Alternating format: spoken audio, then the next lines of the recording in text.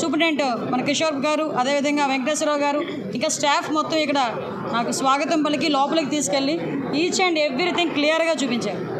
విషయం ఏంటంటే ఈ 5 సంవత్సరాల కాలంలో, గత 5 సంవత్సరాల కాలంలో వ్యవస్థలన్నీ భ్రష్టు పట్టిపోయినాయని మాకులాంటి వాళ్ళు మాట్లాడితే అది రాజకీయంగా భావిస్తారు.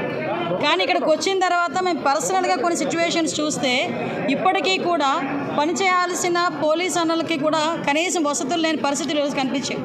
నేను లోపలికి వచ్చిన తర్వాత అడిగాను, స్టాఫ్ క్వార్టర్స్ కూడా ఇక్కడే ఉందండి అన్నారు. యాక్చువల్గా స్టాఫ్ క్వార్టర్స్లో కూడా 20 సంవత్సరాలు అయిపోయింది, మినిమం మెయింటెనెన్స్ లేకుండా ఉన్నాయి.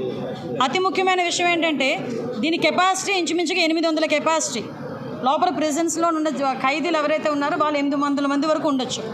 కానీ పెరిగిన నేరాల దృష్ట్యా అనుకోవాలో లేకపోతే వాట్ ఎవర్ ఇట్ మేబీ ఏం జరిగినా 2000 మందికి పైగా ఈరోజు జైల్లోని అక్కడ ఉండడం పరిస్థితి.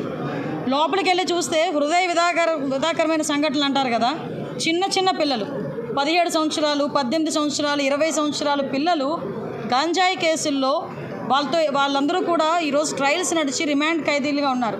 ఒక్కొక్కరు 7 నెలలు, 11 నెలలు. వాళ్ళతో నేను మాట్లాడితే ఏం చేసావయ్యా, ఎందుకు తీసుకొచ్చారని అడిగితే 10,000 రూపాయలకి నాకు ఇస్తానన్నారమ్మా, నాకు ఈ ప్యాకెట్ తీసుకెళ్ళి ఇమ్మన్నారు, సో నేను ఇచ్చాను, నేను అరెస్ట్ అయ్యాను. అంటే విషయం ఏంటంటే చాలామంది గిరిజనులు ఈరోజు ఇబ్బందులు పడే పరిస్థితి కనిపిస్తూ ఉంది. మేము గాంజా మీద దృష్టి పెట్టిన తర్వాత ఎస్పెషల్ అసలు ఏం జరుగుతుంది లోపల తెలుసుకుందాం అనే ఉద్దేశంతోనే నేను వెళ్ళడం జరిగింది. అక్కడికి వెళ్ళిన తర్వాత చాలా ఆశ్చర్యకరమైన సంఘటనలు ఏంటంటే ఈ 5,000 రూపాయలకి 10,000 రూపాయలకి వాళ్ళకి భూములు